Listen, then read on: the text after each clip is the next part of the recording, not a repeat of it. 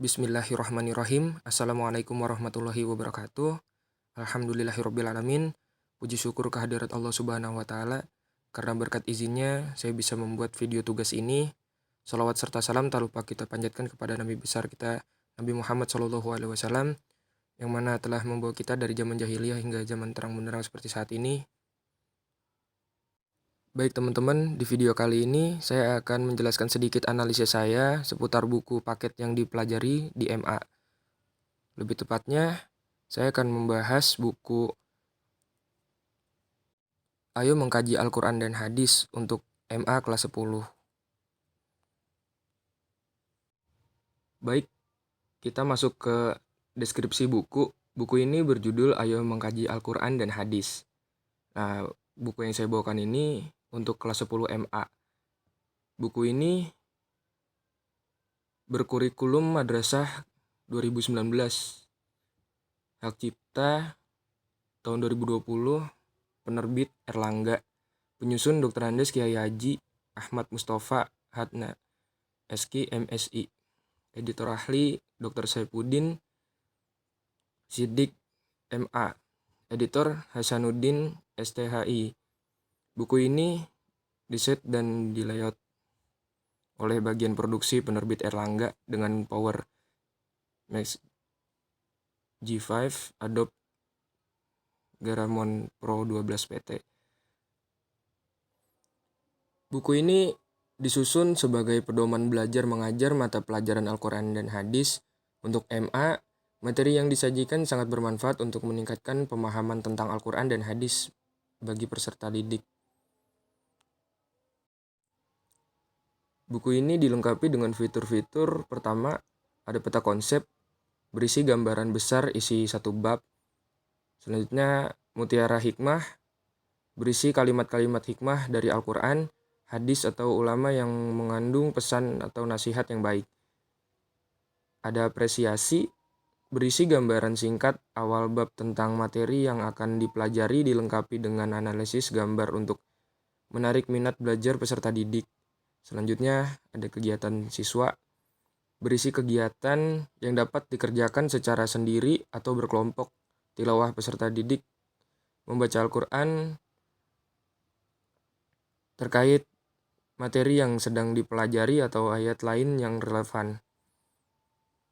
Selanjutnya ada skala sikap untuk mengetahui sikap peserta didik terhadap peristiwa atau kejadian yang berkaitan dengan materi dalam kehidupan sehari-hari.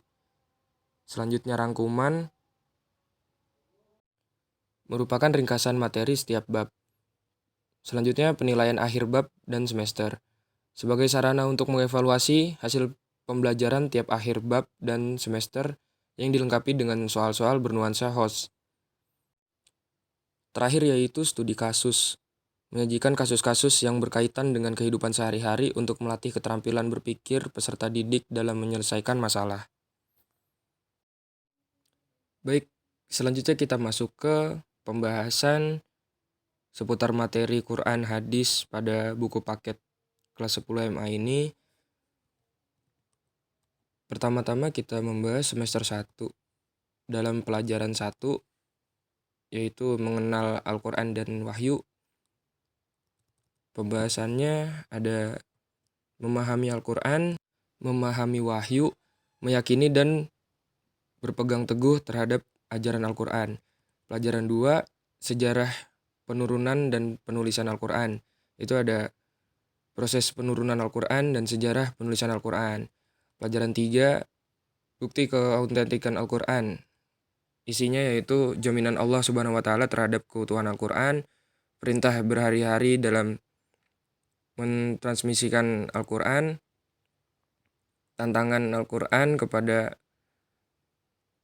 yang meragukan keautentikannya, sistem pemeliharaan Al-Quran, menghayati dan mencermati keautentikan Al-Quran.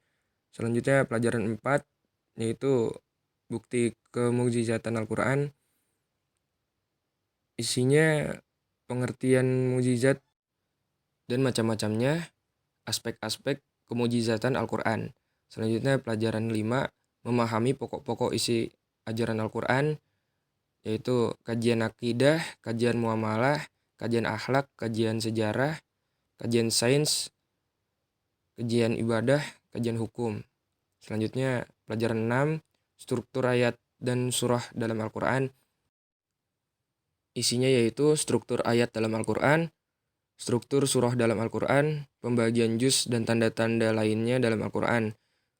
Praktik mencari ayat menggunakan kitab Mu'jam. Baik, selanjutnya kita masuk ke semester 2. Pelajaran 7 yaitu memahami hadis dan macam-macamnya. Yaitu berisi hadis, sunnah, khobar, dan asar. Pelajaran 8, sejarah perkembangan hadis. Isinya periode periwayatan hadis dengan lisan, periode penulisan dan kodifikasi hadis, periode takhrijul hadis, periode menghafal hadis, periode pengklasifikasian hadis. Selanjutnya pelajaran 9, unsur-unsur dalam hadis, yaitu ada sanad, matan, rawi, dan rijalul hadis. Selanjutnya pelajaran 10, yaitu fungsi hadis terhadap Al-Quran. Menjelaskan kandungan Al-Quran berdiri sendiri dalam menetapkan hukum. Selanjutnya pelajaran 11, kualitas dan kuantitas hadis. Isinya yaitu pembagian hadis dari segi kuantitas, pembagian hadis dari segi kualitas, kategori, dan kedudukan hadis sahih dan hasan dalam berhujjah. Selanjutnya yaitu pelajaran 12, mengenal tokoh-tokoh hadis, yaitu ada Bukhari, Muslim, Abu Daud, Tirmizi, Nasa'i, dan Ibnu Majah. Baik, selanjutnya kita memasuki metode pembelajaran yang digunakan di kelas. Menurut rekan saya yang saya pinjam bukunya ini, di kelas guru dari rekan saya biasa menggunakan metode perumpamaan, metode keteladanan, metode pengulangan, metode tanya jawab, metode drill atau latihan, dan metode tugas. Baik, selanjutnya kita masuk ke review buku. Sedikit dari saya, buku Ayo Mengkaji Al-Quran dan Hadis ini disusun sesuai KIKD KMA nomor 183 tahun 2019. Keunggulan produk dilengkapi dengan fitur tilawah. Peserta didik membaca ayat-ayat Al-Quran terkait materi yang sedang dipelajari atau ayat lain yang relevan. Satu lainnya ada studi kasus yang berisi kasus-kasus yang berkaitan dengan kehidupan sehari-hari untuk melatih keterampilan berargumen siswa, penyelesaian masalah, dan banyak aktivitas lainnya yang dapat mendorong peserta didik untuk lebih memahami dan menghayati kandungan Al-Quran dan hadis, serta mengajak peserta didik untuk mengamalkan dalam keseharian. Baik, saya rasa sekian dari saya. Terima kasih buat teman-teman yang sudah menyimak video saya. Mohon maaf atas kesalahan dan kekurangannya. Wabillahi taufiq wal hidayah. Assalamualaikum warahmatullahi wabarakatuh.